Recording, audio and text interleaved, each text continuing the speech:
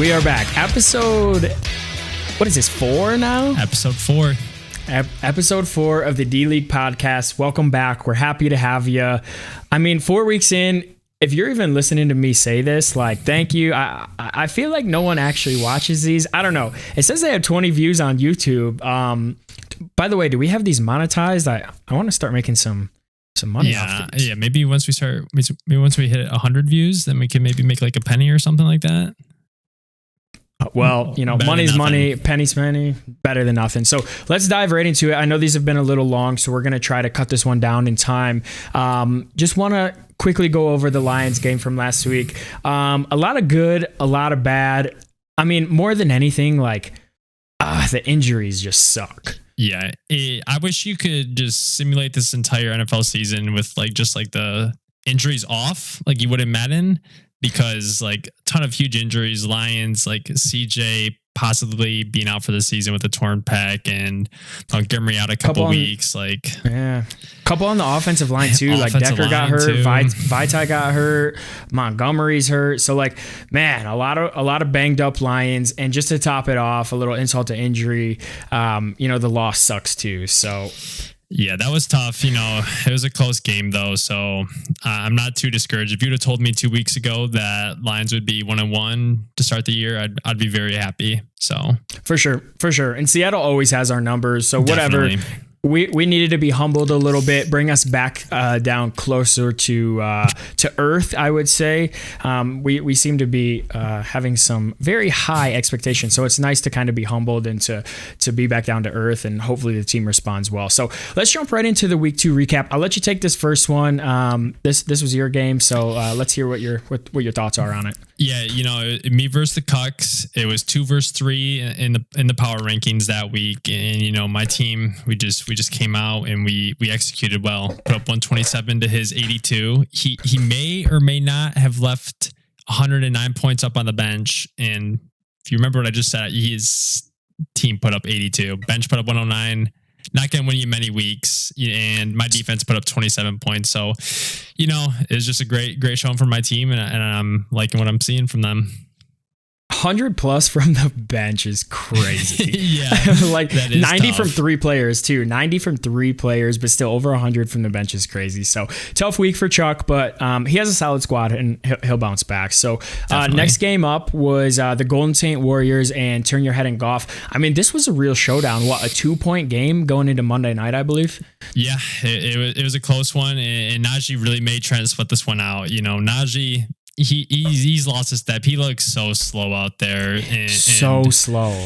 Jaylen Warren, he may be on my bench, but he looks pretty electric out there. I'm just saying, Steelers, maybe get that guy more involved. The offense was not good outside of one pass play to Pickens, who he's just a freak and housed it. Their defense won him that game. So, Najee, not a good showing, but it was just enough to get Trent the win this week. It's almost like Najee's trying to channel his inner Le'Veon Bell, being on the Steelers, except for he waits, and then he just gets tackled. Like, yeah, Le'Veon would wait, he'd be patient, he'd wait, and then he'd hit a hole and he'd go and he'd average 6 yards a carry. Najee just looks slow. He's not decisive. So, and I experienced that nightmare last year. So let's hope that Najee can turn it around for Trent. But regardless of the slow Najee performance and the slow Jamar Chase performance again, Trent got it done 106 to 104. Yeah, moving on, we got number 1 in the power rankings, Ashton Lang against the Fort Wayne Mad Ants. Ashton wins 115 to 83. Ashton, he came out preseason number 1, backed it up with his week 1 showing, came on the pod, still number 1, backed it up again. Are we scared of Ashton? Is he a legit contender this year? Let's just wait and see. I'm not fully bought in. I think he has a solid squad, but I see losses on his schedule, and come playoff time, like 3 of his players could throw up a dud and he could be knocked out, early. So that's the beauty of fantasy football. Does he have a good team? Yes. Is he like a lock for, first place? Not even close. So good game for him. 2-0, number 1 in the power rankings. The Mad Ants, first off, that team doesn't look that great to begin with, but losing Nick Chubb in week 2 of the season, the 3rd overall pick, like, that's devastating. Yeah, that injury was a tough watch, and it just sucks when your first round pick goes out, especially for the season. I mean, you're experiencing it kind of. Cooper Cup, he's out for at least 2 more weeks, and there's no guarantee that he comes back after that. So, hopefully you're not in the same boat as him, but losing your first round pick to an injury like that, it's not good. And then you mix in with that you're in the gold division, toughest division in the league. It's not good. I'm trying to think. So this is a little foreshadowing to the power rankings later, but if I was to look at the top 5, I feel like there would be more maroon teams than there would be gold. So best division in the league remains to be seen, but that sounds a little iffy to me at the moment. Anyways, on to the next game. A nice divisional matchup in the just kidding, I'm not going to say that again. In the maroon division here, the Dust Balls take it 90-80. Justin with a really tough start to the year. Yeah, the 3-time champ it's not a good start, and Saquon, one of his star running backs, is going to be out for probably multiple weeks. It's tough for the Sliders. Hopefully they can bounce back. The Dust Balls, they put up a good performance, even though Joe Burrow is off to a pretty slow start, pretty disappointing so far in the season. But the real difference making in this matchup, it was a 10-point win by the Dust Balls, but the defenses were the big difference maker. Mudge's defense put up 17 and Justin's put up -2. So that's a 19-point difference, and when you win by 10 points, 19 points, it's more than 10. Yeah. I mean, great point there. The defense has definitely made the difference. I will say for Justin, I feel like he kind of got away with one here. I was actually watching that Giants game when Saquon went down, and it looked bad. Like, I can't remember. I think they were taking him off the field and he wasn't putting any weight on that foot. I actually think Justin had texted in the group message too that like Saquon was done. Just to be out 2 or 3 weeks, that feels like a blessing for the Silly Sliders.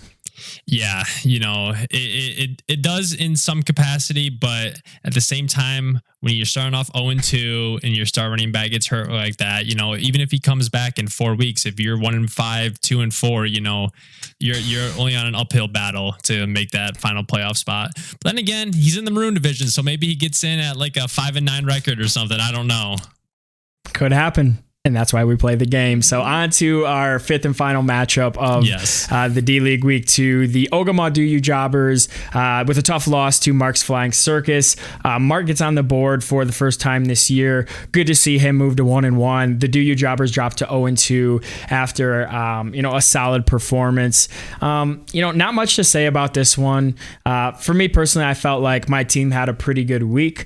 Unfortunately, the guy across from me just had a better week, and that's just the way fantasy football goes. I mean, it would have been nice to play someone that scored 83 or 80 or 90 or even 104 or even 106. But unfortunately, that's not who I was scheduled against. So I want to talk about something real quick in this game that was pretty funny. Hunter and I were actually out on the golf course. It was probably 12:57 Eastern time, and Hunter drives his cart over to me and he says, Cam Akers out, take him out of the game.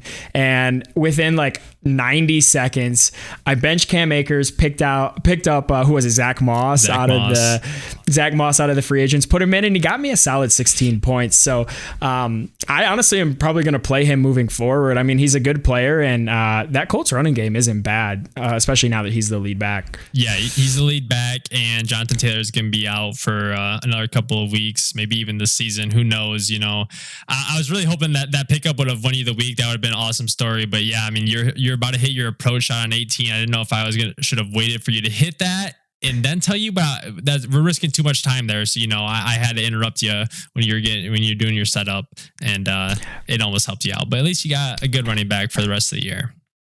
Yeah, we'll see. So, decent performance, tough loss, but on to the next. So, now we want to go into the power rankings. The power rankings shifted this week.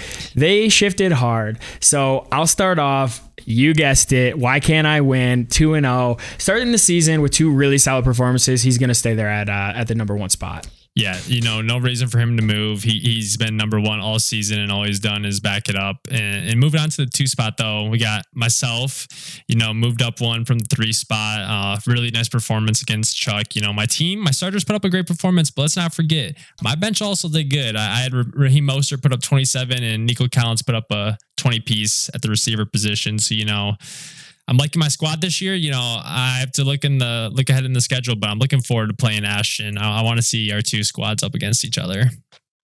Solid top 2 for sure, and I'm sure that you guys will both have that matchup circled on the schedule. So onto the number 3 spot and down 1 from last week, the Denver Dust Balls.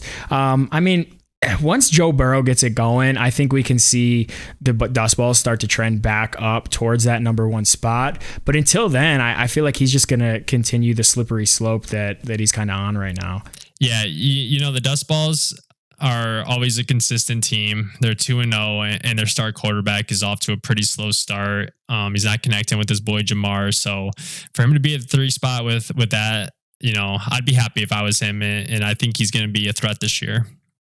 Yeah, I think starting 2-0 when, you're what you thought was going to be your highest scorer probably on your team has had such a slow start. I think he's in a great spot for the rest of the year. So that brings us to number 4 here. Chuck's Cucks, down 2 spots from last week. Really high expectations going into week 2 after a really solid week 1 performance, but a little fantasy mismanagement or just a little bit of unluckiness. I'm not really sure what you want to call it. Nevertheless, Chuck's Cucks down 2 spots to the 4. Yeah, a little preview, but Chuck later walks us through his thinking when it came to those decisions. It just happened to be the wrong ones this week. He'll make the right ones moving forward. I'm not concerned about that. And moving on to the 5 spot, we actually have the biggest winner of the week. We have the Mark's Flying Circus coming up from the 9 spot against the he was playing you last week. So, 9 versus 10, he put up a dominating performance, I guess, and it moved him up 4. Yeah, a big 6-point win over the 10 seed.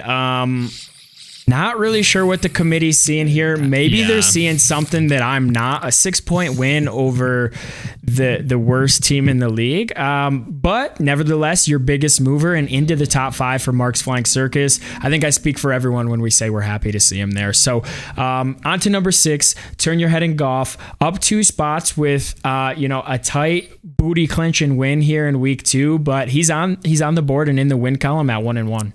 Yeah, and he did so with Jamar Chase. He hasn't been doing too good this year. I had to look, but I don't think he's put up over 5 points in a performance yet this year. And when you're mixing T. Higgins and Jamar Chase, you have them both in your starting roster.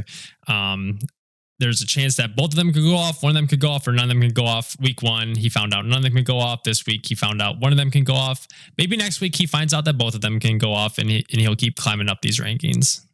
We'll see. He needs those guys to really pick it up because Jamar is off to quite the slow start. But up next at our number 7 spot, yours truly, your commish, the Ogama Do You Jobbers, starting 0-2 and moving up 3 spots after last week. I really feel like the committee's starting to see what I see. I haven't heard a ton of Rachaad White slander after 100 yards and a score last week. I feel like I've put together a pretty solid team. We'll just see if we can keep it up. Up to number 7. What are your thoughts on that? Yeah, the saying, wins are not a QB stat. I think the committee sees wins are not a fantasy manager stat. And, I agree with that. Points for are a good fantasy manager stat. And your team, you've been putting up above average numbers. It's just a matter of time before you start playing below average opponents and you'll keep moving up. Yeah, I couldn't agree more. Next to the 8 spot and down 3, I honestly thought this guy might slide a little bit more than he did. But at the number 8 spot, the Fort Wayne Mad Ants, and we touched on it earlier, the loss of Nick Chubb is huge. Yeah, it's tough. We did say losing your first round pick, especially the number 3 pick this early in the year. It's only a slippery slope down, and he wasn't able to get Jerome Ford off the waiver wire this week. You actually got him, so he couldn't replace that production. We'll see if he can bounce back this year. For sure. And yeah, the Jerome Ford one is interesting. I honestly don't even know if I'm going to play him. I don't think I am. Oh, yes, you should. They just got Kareem Hunt. Oh, no. So we'll see. I mean, it almost feels like it's going to turn into a split backfield. I'm curious to see what happens the first week after the injury. But Jerome Ford looked good last week, picking up the carries from Chubb. I'll say this: Jerome Ford did look really good. He was on the field a bunch. He had a really long run that honestly was this close to being a touchdown. Would have been a huge bonus.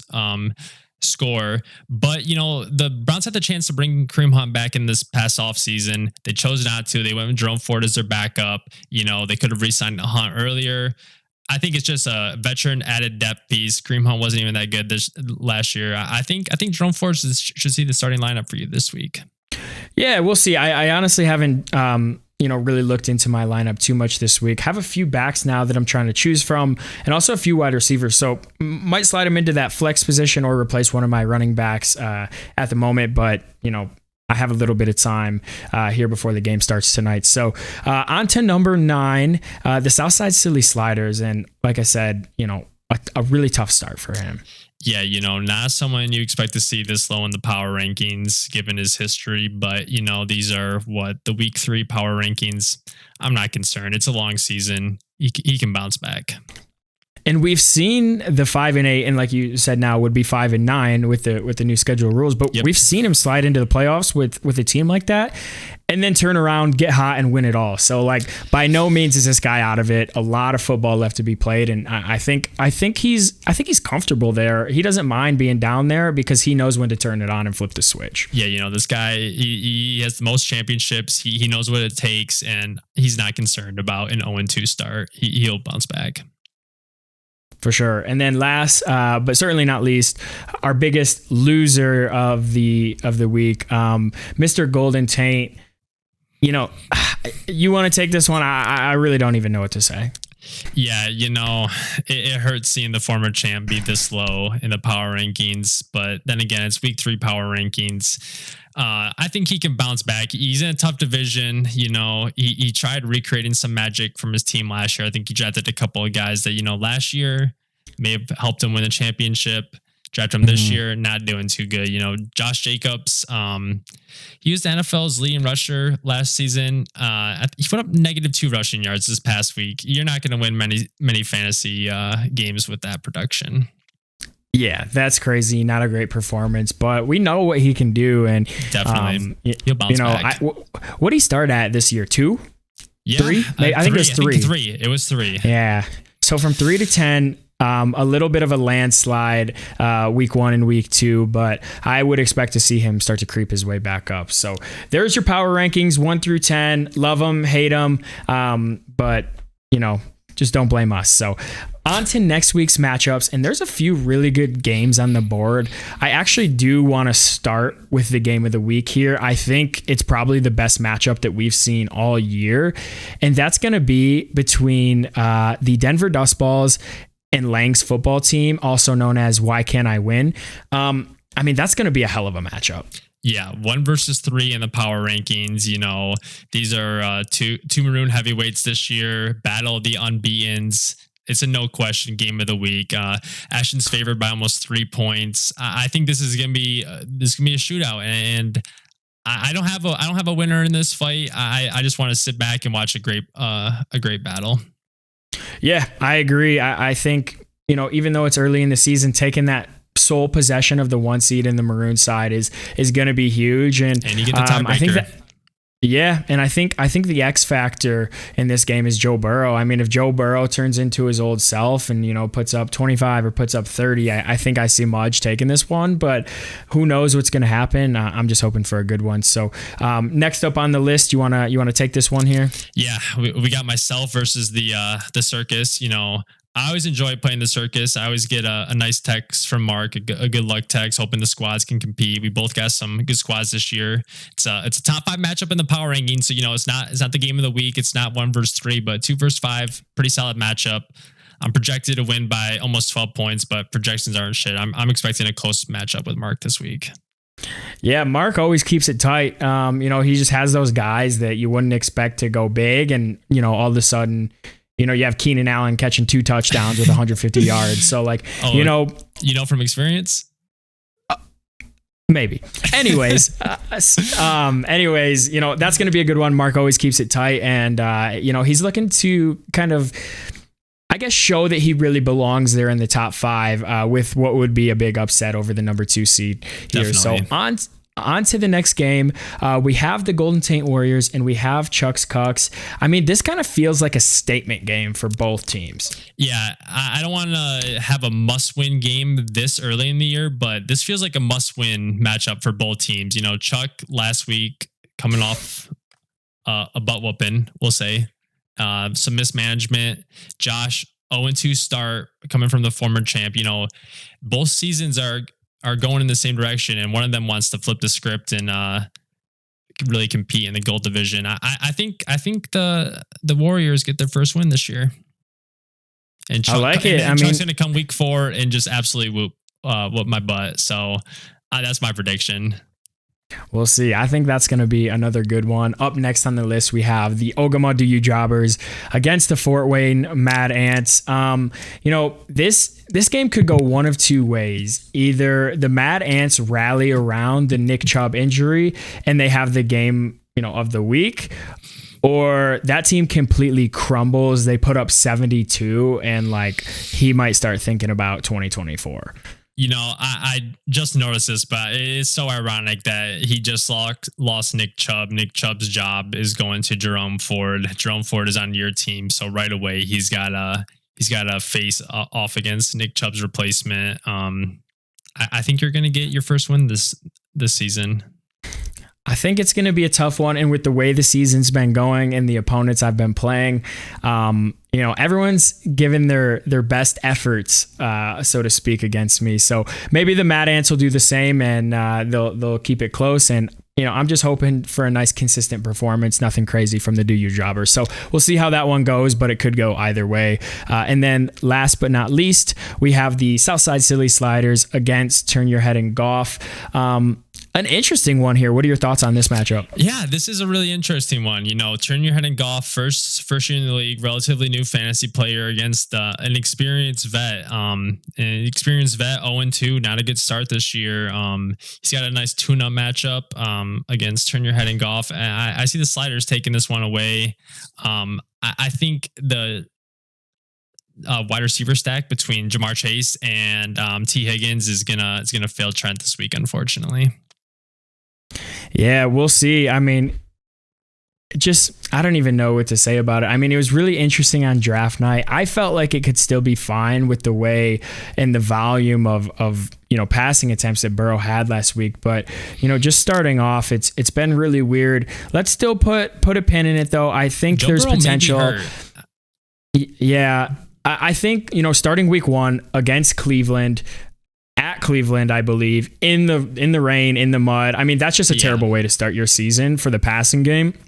So let's put a pin in it for now. We'll revisit this later. I think there's still some potential there, but if it's the same story in 2-3 weeks, then I think a cause for concern is valid. So that'll do it for this week's matchups. A lot of good matchups on the board, and like you said, it's early, but what feels like a lot of must wins for a couple teams out there.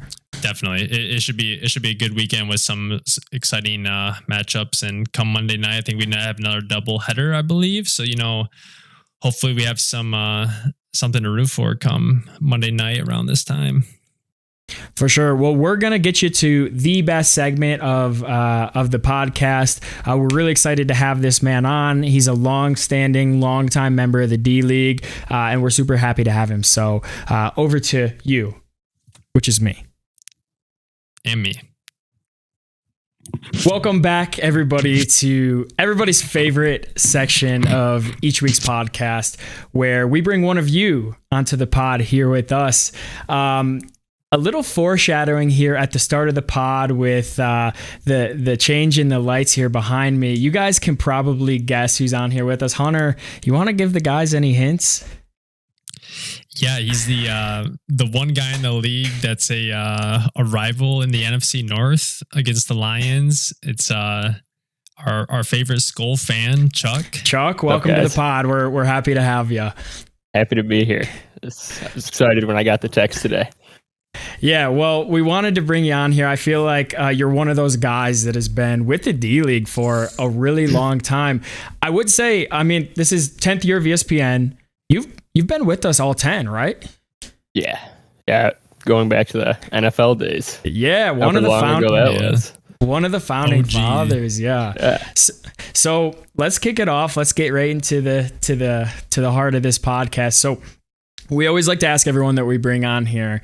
Everyone's got to have a certain memory, and I kind of have an idea of what yours might be. But any memories throughout your tenure in the D League here that really stick out? Yeah, I mean, it's the whole thing, winning the championship. You guys picking up the Bills and Patriots players, so Ashton couldn't have anyone. Oh my gosh! I mean, that's allegedly. Yes.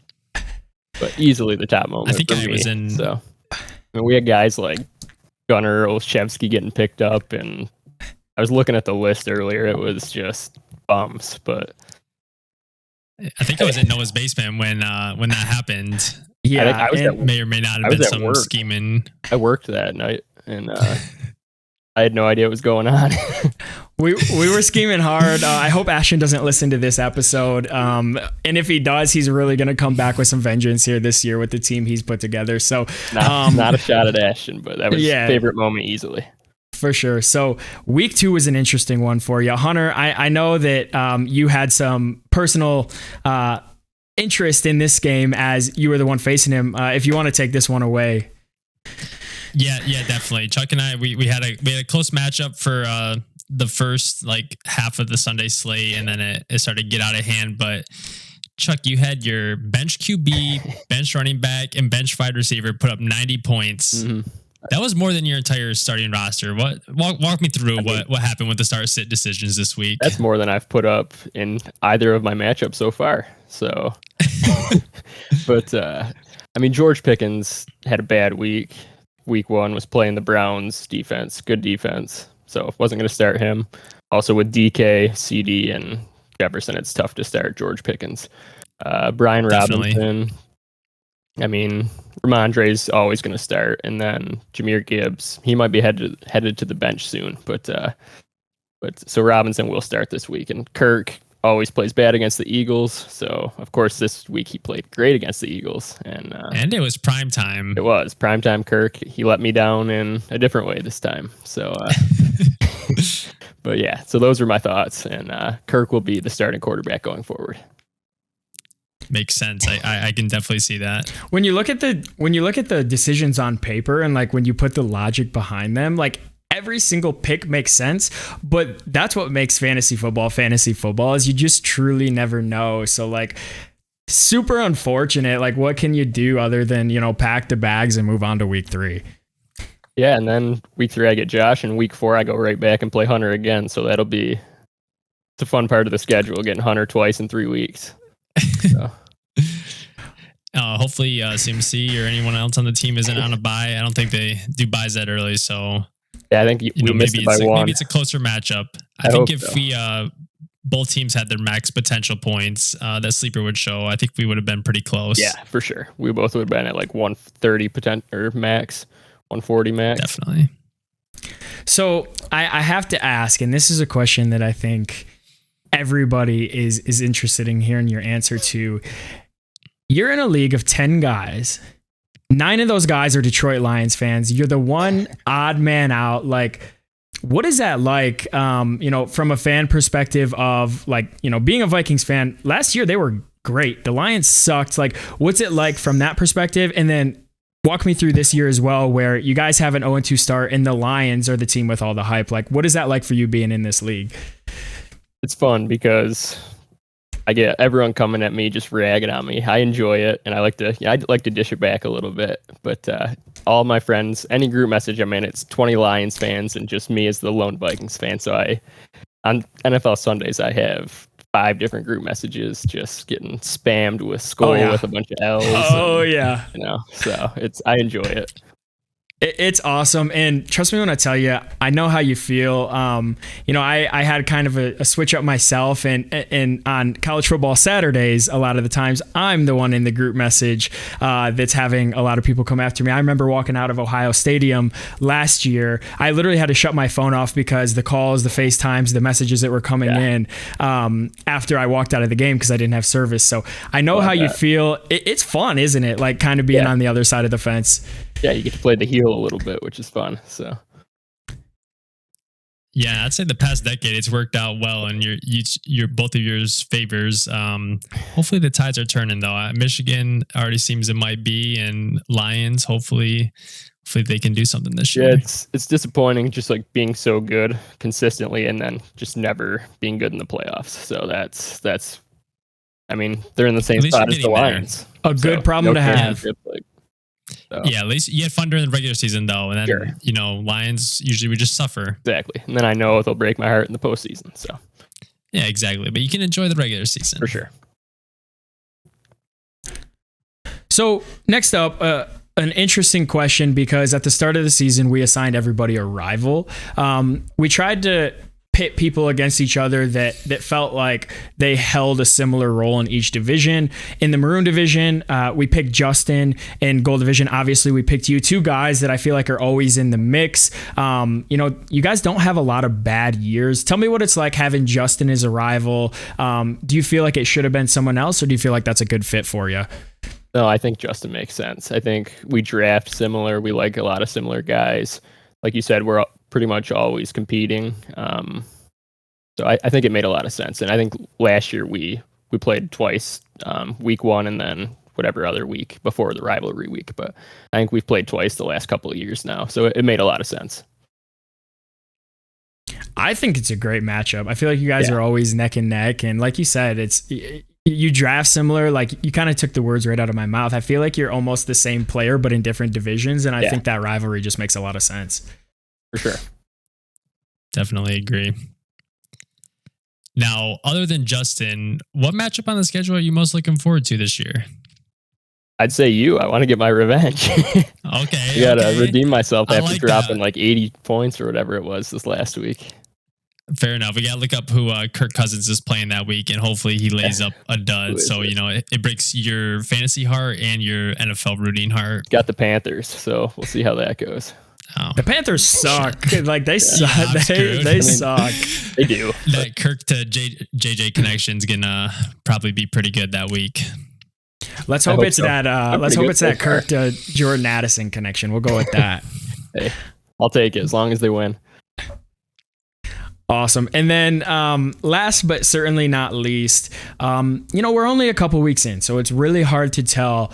But if we made you give us a 1 through 5 of what the seeding would look like at the end of the regular season for the Gold division, what does that look like for you? We'll call it the way too early playoff prediction for the Gold squad. I was thinking about this earlier because I remembered you guys asking Ashton. I would say Hunter is 1. Josh is 2. I know he started off 0-2, but he always finds a way. I'll give Josh 2. I always hover right around 500, no matter how good or bad my team is. So I'll put me at 3. I'll put Trent at 4 with Mahomes, and then Mauser's at 5 with losing Nick Chubb. That's a tough loss. So huge loss. Third overall, first round pick, 3rd overall. Losing him in week 2 is tough. And it was ugly too. It was not pretty. That was a rough one. It was like Joe Theismann breaking his leg. Yeah, I wanted to throw up. I hope your prediction's right though. I would love to get that bye. But we'll just have to wait and see. We'll see. Perfect. Well, before we let you go, first off, I want to say appreciate you jumping on here. Always awesome to have a long-standing member of the D League on here with us. But as a former champ and someone who's looking to repeat, anything you want to say to the league, feel free to talk shit. Feel free to really say whatever it is that you want to say as a former champ here in the D League. Not much to say. Just hoping to run it back. If it's not me, Mark Mauser all the way. Love it. Love it. Well, thanks for coming on, Chuck. We really appreciate it. Thank you, guys. For sure, Chuck. Skol. Let's go. All right. And we're back, man. What a great interview. The one outcast in the league, Skull. It was great to hear from Chuck, 2020 champ. It's a great interview. Yeah, I really like to hear his insight, one on what it was like, or what it is like, I should say, to be the one Vikings fan in the league.